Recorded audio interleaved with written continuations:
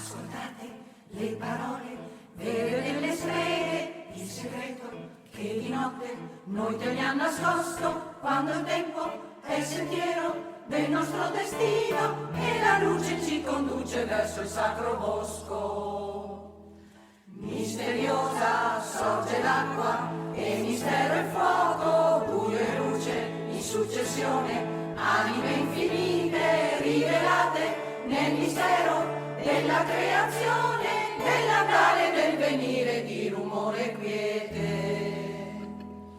Vanno le streghe, nessuno vede, sole le streghe, nessuno crede.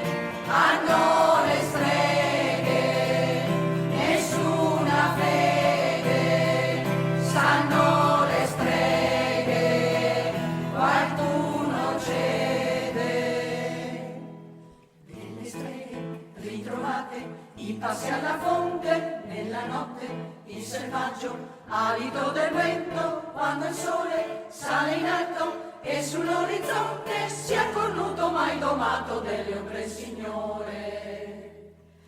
La compagna in giovinezza, ove che a se piace, cavalcando la sua barca, nuvole sfacciate, la splendente, argentata, dama della notte, con parole incantate, tesse trame ardite.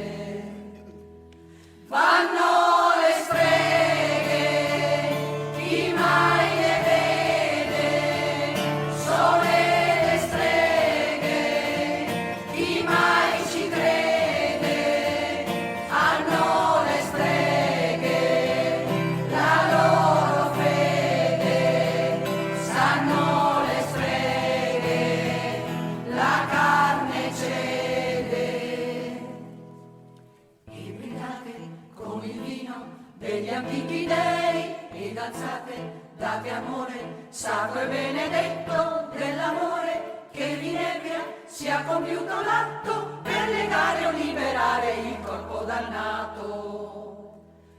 13 lune, lune d'argento, 13 in un anno, fino alla fonte dei sacri riti, ogni volta vanno 13 volte, 13 notti è stato tramandato, poiché questo solo è stato comandato. Vanno le streghe, qualcuno vede, sole le streghe, qualcuno crede. Danno le streghe, la loro fede, sanno le streghe, la carne cede. Vanno le streghe, ognuno vede, sole